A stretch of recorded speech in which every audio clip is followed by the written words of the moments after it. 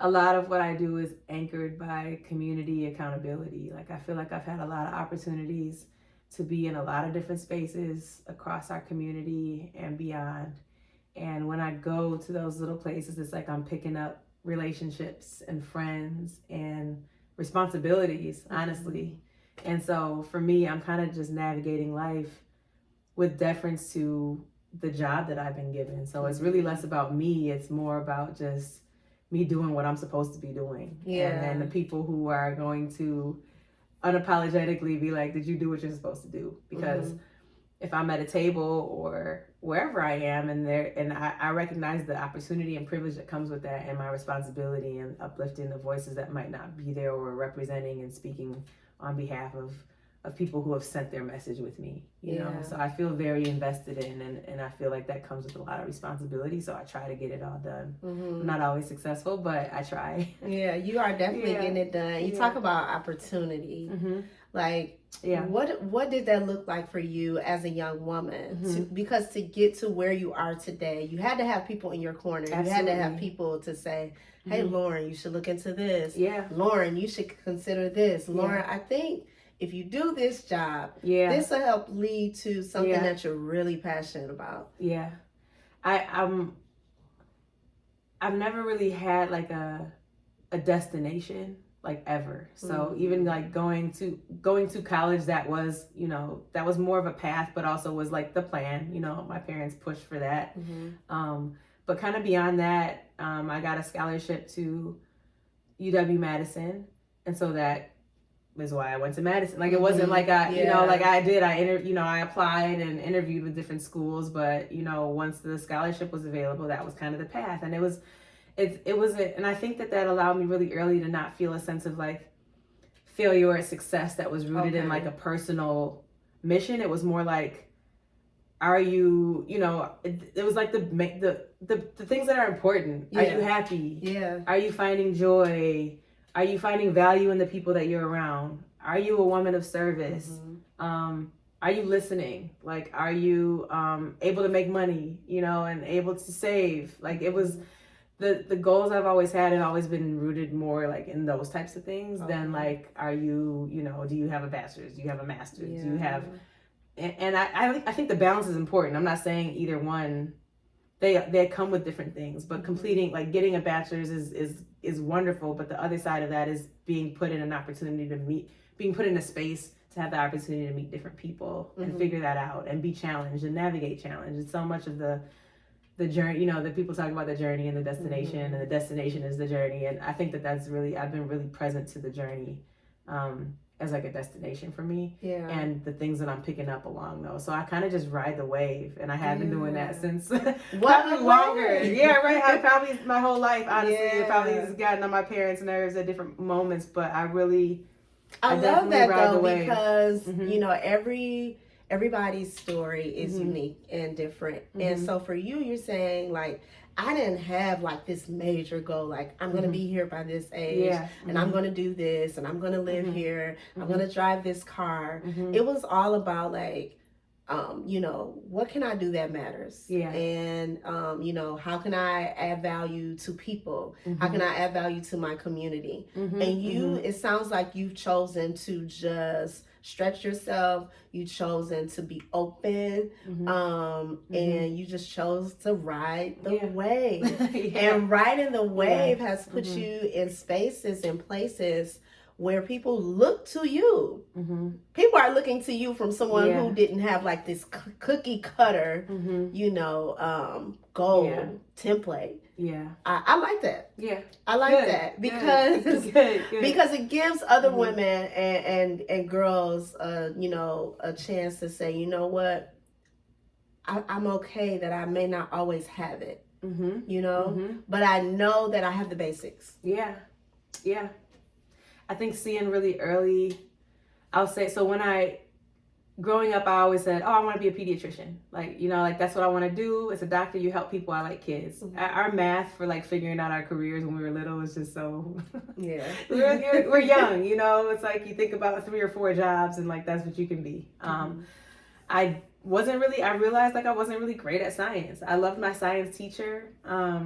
I have a book in here somewhere that she signed for me, like when I was I just thought the world of her. And so that's what put me in wanting to study science. But I realized, going to college, I'm like, this is not for me. This is not where my strength is. And but I still pursued it, and I wanted to do pre-med. So I was like, okay, let me stick to something, to stick to something, And then as I was preparing, like I served as an EMT, I worked with City Year, and I just like became more present to like, where are my strengths? And I think that how you lead has to be rooted in like kind of what you're good at. It has to be rooted in what can generate revenue for you to sustain yourself and your family. And it has to be rooted in like what the community needs. I think sometimes that's where people get lost, is like they want to do a thing because they want to do a thing, but they're not listening to like what's actually needed. And so like me doing a thing because I want to do a thing, to me would have been sticking with like medicine and maybe finding my way, or maybe finding out that it wasn't what I wanted to do. But me listening to the community was me riding in the ambulance and talking to people, and being in the education space and listening and learning, and realizing that people need empowerment. People need inspiration. People need like to be happy and confident. And like, I'm like, how do what's that job? Let's start I didn't there. know what that job was. I'm like, what's that job? Like, that's what I think across sectors, across disciplines, like that's what I felt was missing from the people in the spaces that I was in, at least. That's what I felt like there was an opportunity. So let's start there, because you started, as an EMT. Yeah. And that opened your eyes to what you were just talking about. That's like right. What people need. And then people didn't even know how to say what they need.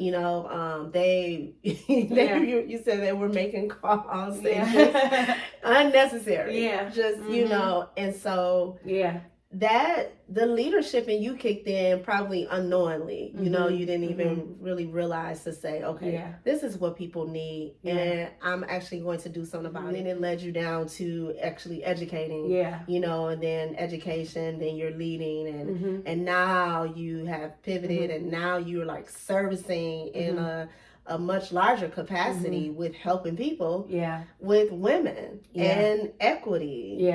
And making sure that, where our stories are told and we're held, in high esteem. Yes, absolutely. It's like the through line in all of the things that I've been doing have been about empowering people. And that's where I say it's consistent. And also it's like, that's what we all have in common. Like, I don't care what you were born with, like, whatever. I think that success and the ability to flourish is rooted in your own understanding of your situation, and you feeling like you have the access and choice to shift that in any way that you want to. And people don't. And like, that's an issue. And so that's what I think I was seeing on the ambulance, where I'm like, some people just assume people are just like that, because they either didn't, they didn't work hard. That's the choice they're making. It's like, no, there's things like, if you think about systems, which is something I'm very passionate about, is like having more and more people think about systems and become systems thinkers. It's like, you're looking at all of the different elements and how they interact in the world, and what is just in the air and in the water, and how those things impact what's true for people and how people are showing up. Because a baseline assumption that I think everybody should live with is that you're no different than the person that you might be judging. You are just the result of circumstances in your life, just as much as they're the result of circumstances in their life. And if you had been in their shoes, or if you had the same encounters or not had the same encounters, you would make the same decisions that they were making. And I feel like when you can humble yourself to think about that changes the way that you approach everything. If you're a teacher, that changes the way that you approach that student that keeps getting up in the middle of class and throwing a chair. You're not thinking like, wow, that's a bad kid, like blah, blah, blah. You're thinking like, what have been a set of experiences that have led this kid, that have led him to do these things? Because if I had those same experiences, I would be doing that. And I know that that's not like me, just like that's not like them. Same thing when you run into people who are like, who are either the perpetrators or the receivers of microaggressions. It's like, why are they saying that? What do they know or don't know? And so now I'm in a space where I'm trying to experiment and I'm trying to reflect, actually, which is why this is such a blessing, because I'm trying to reflect on what were the moments in my life and the experiences in my life that like awakened me to that kind of thinking. Yeah. Because there's a difference between somebody telling you that and you actually going through something that makes you realize that. Mm-hmm. And so I'm like, what made me realize that, so that maybe I can recreate that experience so that people can have their own experience. Right. Because I don't think that there's one way to learn anything, but I do think that we don't pause and reflect enough. I think that our lessons are all around us and we're just moving through life too quickly sometimes to actually just take a break and reflect and say, oh, actually, this is what I learned from that situation. So that's why I think brings it all together, from the ambulance to working at City Year to raising money with Teach for America to serving on all these boards and now working with Professional Dimensions to uplift women. There are lots of different paths because there are lots of different reasons why things aren't the way they should be. It's never just one answer. And so I think all of us have to be brave enough to say, you know, what is my responsibility? Like, school shooting happened all the way across the country, right? But like, we should all be pausing and thinking, like, what is my responsibility in that? Or like, when I hear about domestic violence situations, like, it's like that could not even be related to me. That could be somewhere else. But like, I have a responsibility because in some ways I'm upholding a system that allows for that. So I have to think about, what are the things that I've said or haven't said that have allowed to create a culture where that's not being held accountable in the way that it should be?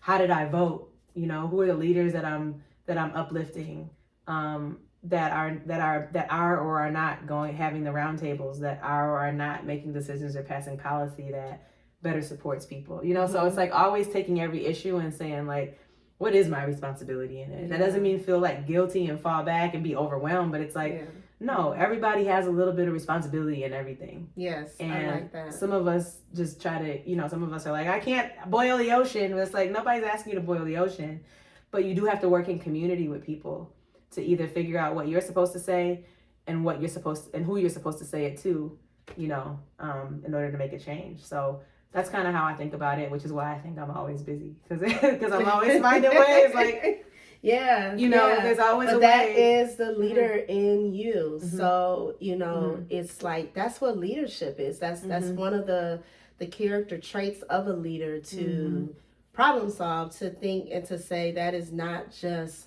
her problem, but that's my problem too. What was something in your upbringing though that do you think contribute to that thought process?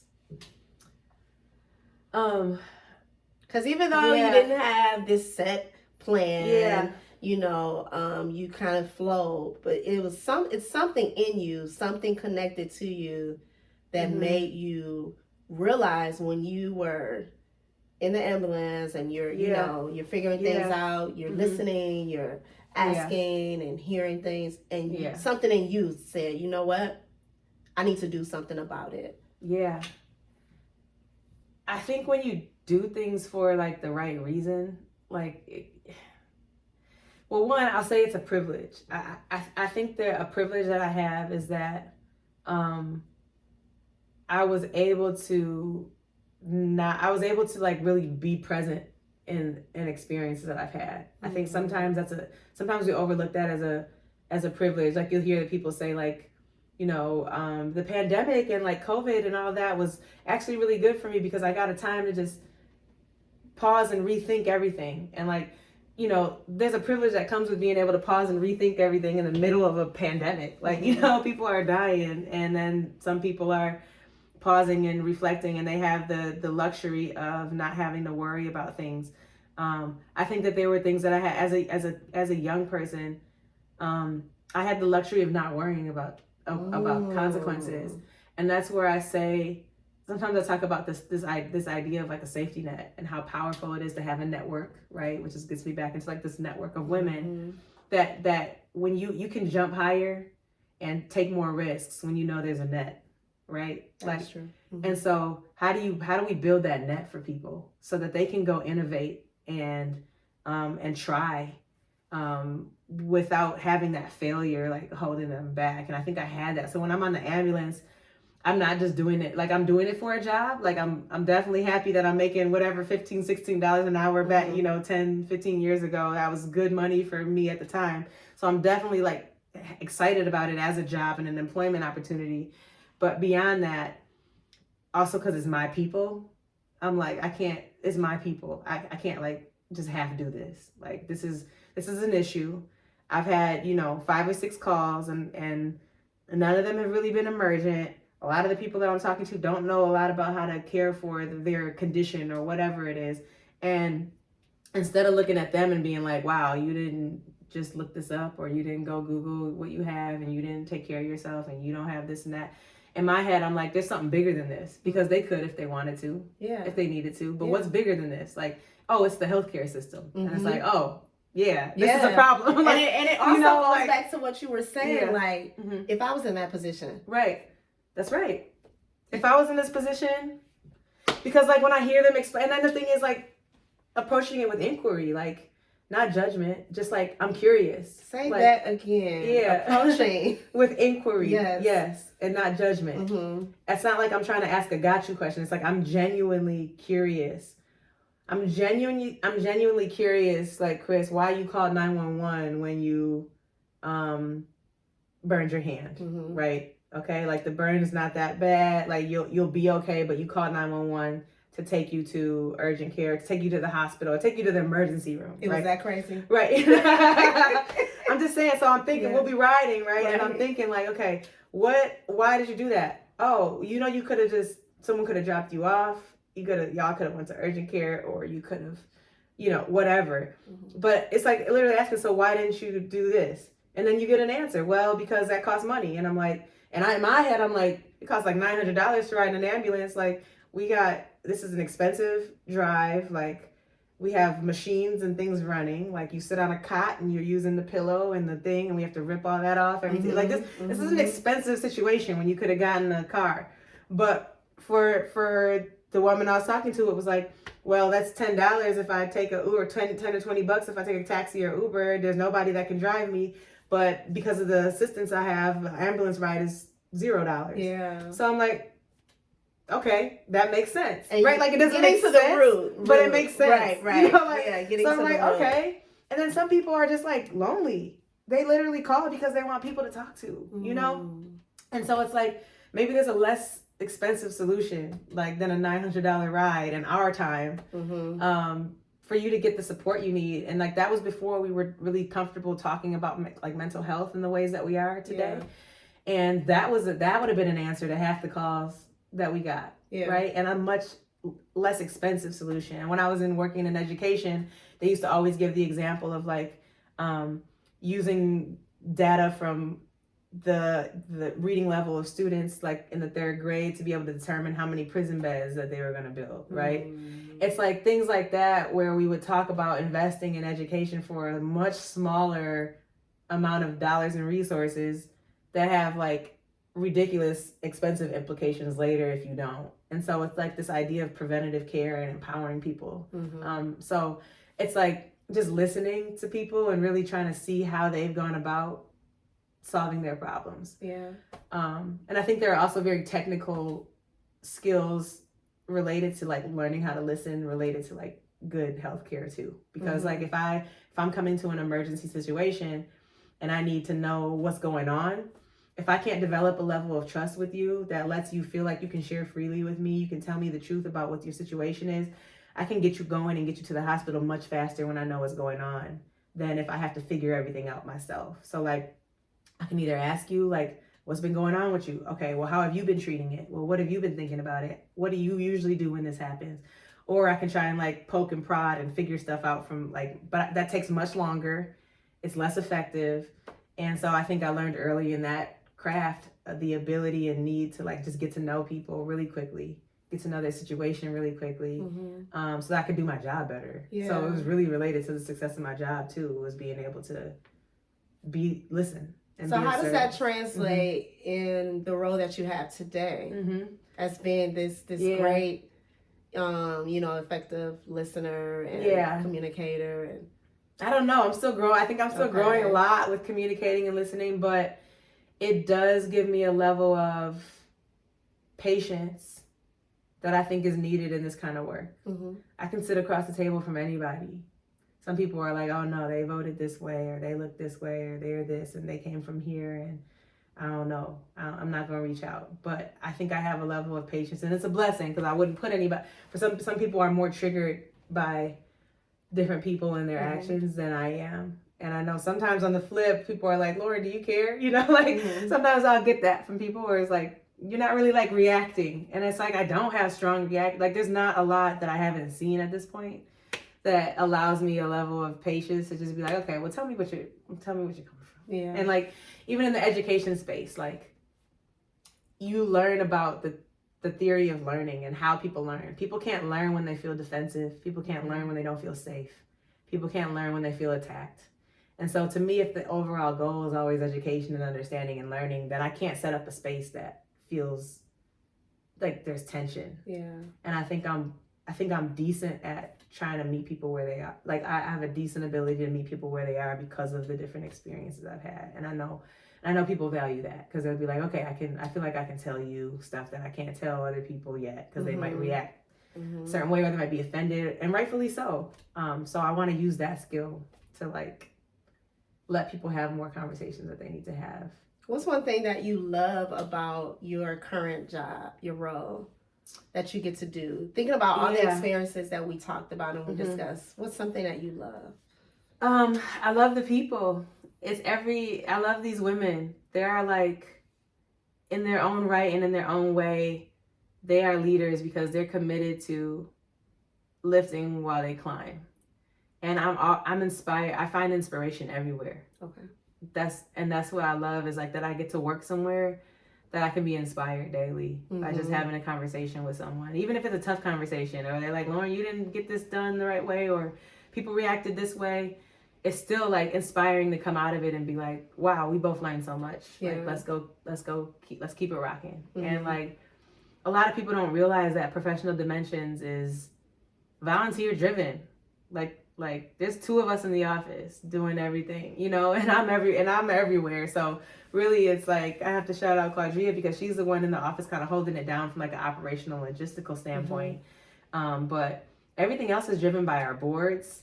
And these are women who are busy, have incredibly busy lives, but value so deeply, like raising awareness and advocacy for women. Yeah. They value expanding their network with inclusivity and with authenticity, and really getting to know and be around and be a community with women who are different than them, because they know the value of that diversity in helping them to become better leaders. They understand the importance of advancing women, being advocates, being philanthropists, and cultivating relationships that will allow them to push. So technically we can do a lot. Like we're a C6 on the association side, we're a nonprofit C3 on our giving side. So between raising money and putting it towards women to like advocating even politically if needed in different places, getting people to vote, getting people to engage with democracy, there's this piece of just like advancing women that everyone's committed to. And then the last part is like around like developing self. So it's like, what are you doing to develop yourself as a conscious leader, as a systems leader? And really saying like, when I see an issue in some space, I'm thinking about how all the systems are at play and what is my power, what is my role in that. So it's like getting to do that every day in a community and in a society that doesn't really like embrace adult learning. Like that's what I like pushing up against that. It's like so not cool to learn when you're older. Like you know, you get into these like corporate systems and like they don't create spaces where you can ask questions. Or you can be like if you ask a question, now everyone's like, oh, that person doesn't know something. It's like, why do we do that? Like, you know, like so it's like opening the space. Yes, like do the this. door to that. Now, what do you think is the difference? What's the distinguishing factor? Because you're a part of sorority. Yes, Sigma Gamma Rho. Yes. And on the flip, you lead a women's organization. What is the big distinguishing factor? Because we know that both have benefits. Yeah, I think it's the history of the organizations and kind of like the mission and then the makeup of the organization, meaning the women who are involved. I feel like that's the biggest differentiating factor. So Sigma Gamma Rho, they're other than that, they're very similar. Like sisterhood, scholarship, service, all the historically Black sororities are framed around those three concepts, which is very similar to Professional Dimensions, which I think made it a natural fit. But the sorority, I think, spans a few more generations than Professional Dimensions, even though PD stretches quite a few. Sororities, we enter like in our college years as well as like just out of college. So you have like people in their 20s, you know, you got people in their 20s and then you got people in their 90s, you know, like all in the sorority forever. But I would also say that with Sigma Gamma Rho and others being historically Black, like you have, it's a lot of Black women in Sigma Gamma Rho versus PD is a little more diverse. Originally, it was white women that kind of created it in the 70s and built it really based on kind of like that business world, you know, and that's who was in that world at the time. And now it's becoming more and more diverse. But I think sororities were founded with more of a justice lens. Sigma Gamma Rho was founded in 1922 in Indiana, like in the 20s. So like you're thinking about the KKK, you're right. Butler University, you know, PWI.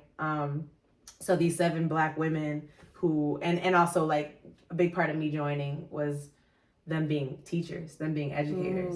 And so the reason why I think it's important to go back to the history is because the history, like the culture and like the ideals that are present when something is founded usually carry through.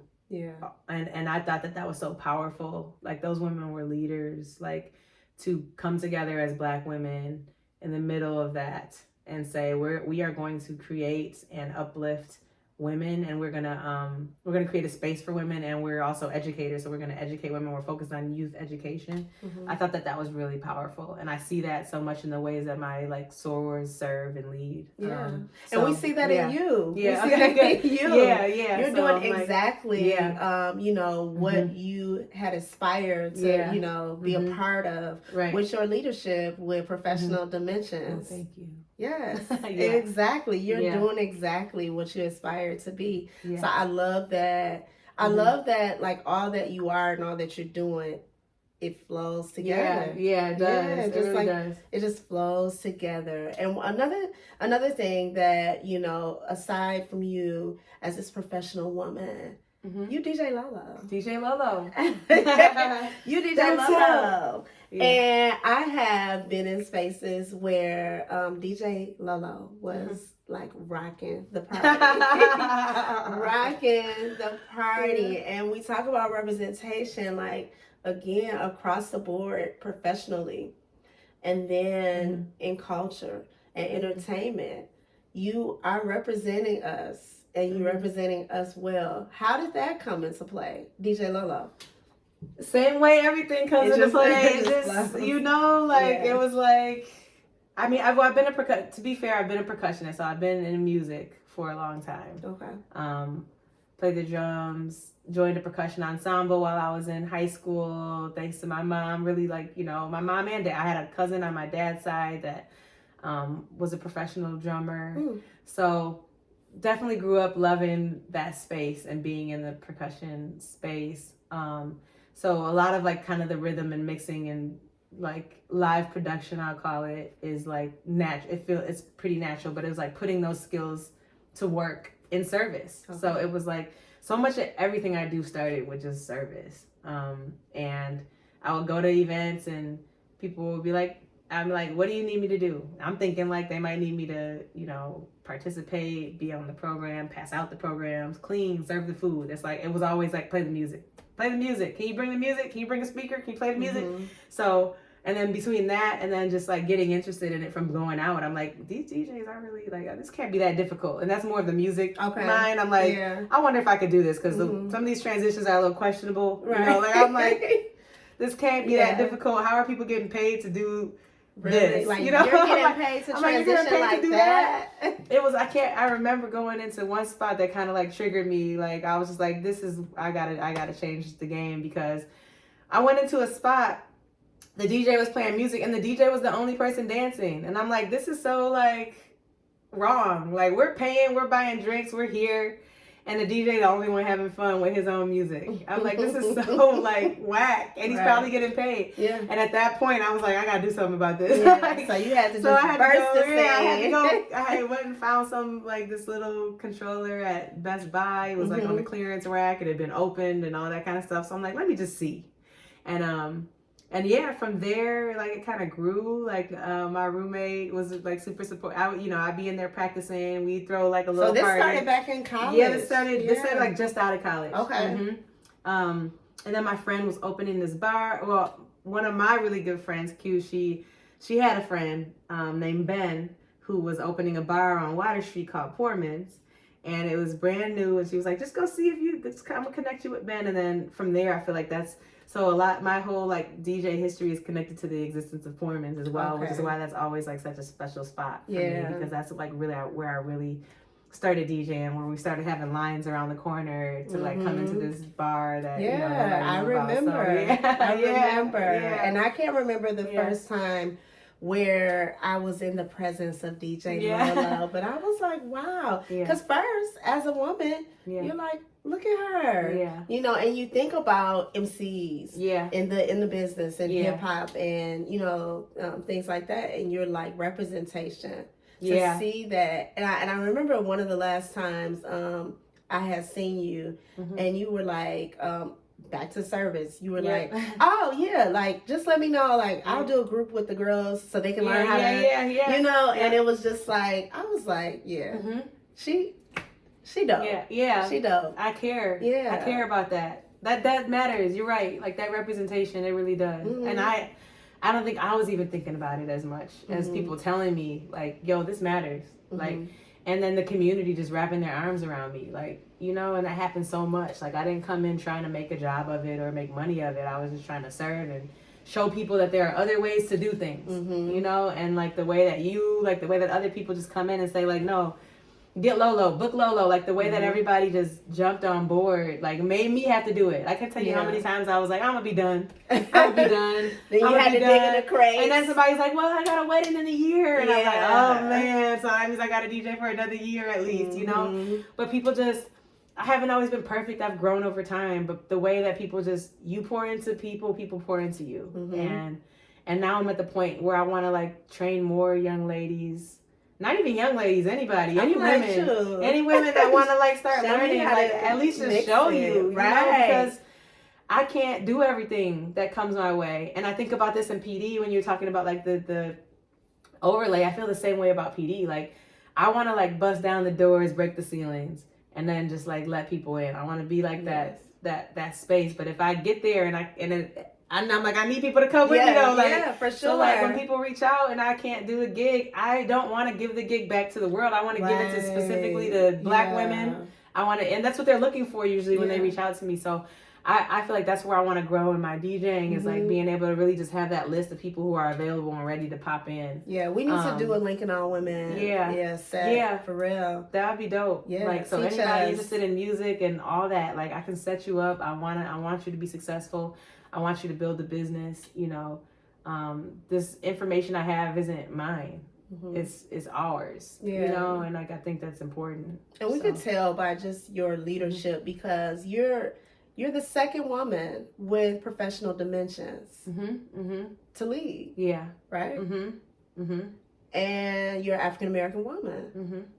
That's a big deal. Yeah, it's a big deal. It's a big deal because it's a big deal if you look at the history of PD and what they've grown into. That was 3 women. That started having meetings and said, hey, we got to be here for each other. And we got to be confident in advocating for each other. And we bet there's probably women in other fields that are dominated by men that are undervalued and aren't being heard or are being marginalized using the word professional. Your hair is not professional. Your emotions aren't professional.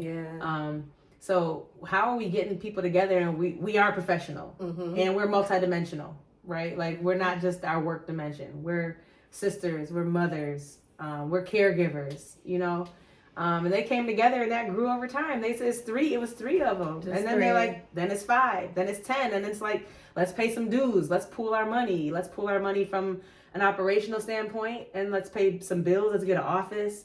Let's build, let's pool our money on the philanthropic side. Let's invest in the things that we know need to be invested in. Let's make a wave. Let's start honoring women who are trailblazing, and who are creating paths for other women. And it's just, now it's like we got a whole CEO. Like that's powerful to see. And she's a Black woman. Yeah, like, right. And this organization, that just, to me, joining PD, I was like so fascinated with this, like, I call it sometimes like the sandbox. Like this is if we can get it right in PD, we have the model and the formula to get it right in other places.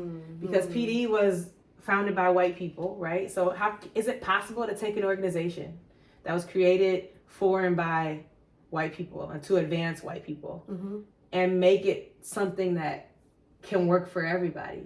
I don't know. Do it in PD, do it in the United States. I don't know. Like it could happen. And so if you think about all the opportunities that exist with all these organizations that are generating wealth and uplifting white people, is it possible to make them places that benefit everybody? And I feel like PD is an example. Like if we can get it right here, that's our sandbox, that's our model, that's our proof point that it can happen in other places. And the places we get stuck are the places where other people are probably going to get stuck. But we're going to work it out and work through it, and maybe we can do it quick enough and have kind of the answers. So that's kind of what it's like an experiment too, you know, which I love. Yeah. So yeah, DJ and PD, sorority, it's all towards the same end. Lolo. Yeah, that's it. Amazing, girl. So thanks for this.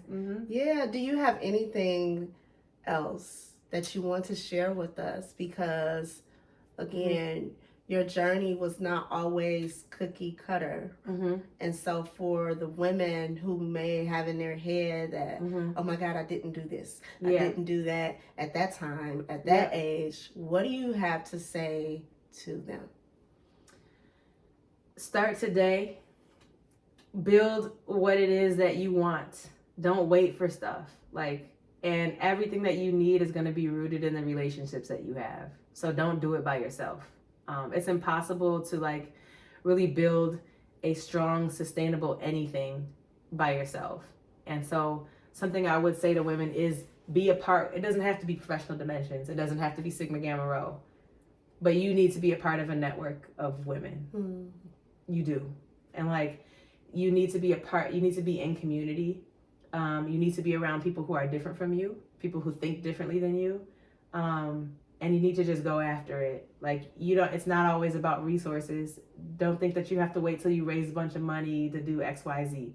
Think about what you need, build relationships, have partnerships, trust people again, be in community again. It is safe, it works. And I think one of the hardest things about what we're dealing with after COVID too is that it siloed us even more. It makes the world an even more dangerous place to be. But we were built to be in community with people. A part of a lot of the mental health challenges we're having is because we're not in community with people. And I hope that people realize that. And that if people are well, I don't want to network. I don't want to go to a networking event. That's so awkward. That's so not me. I'm an introvert, blah, blah, blah. You don't have, networking is everywhere. Be of service. Be a servant leader. So start with service. Start with giving your time, and you'll get that back twofold. Go somewhere. Go towards a need. The best way to build a relationship with somebody is to help them accomplish something. And so I would just really encourage people to just be in community and create the communities they need to be successful. That's Lauren. Yeah, that's DJ Lolo for you. That's it. Thank you for coming on Linking All Women. Thank you for having me on Linking All Women.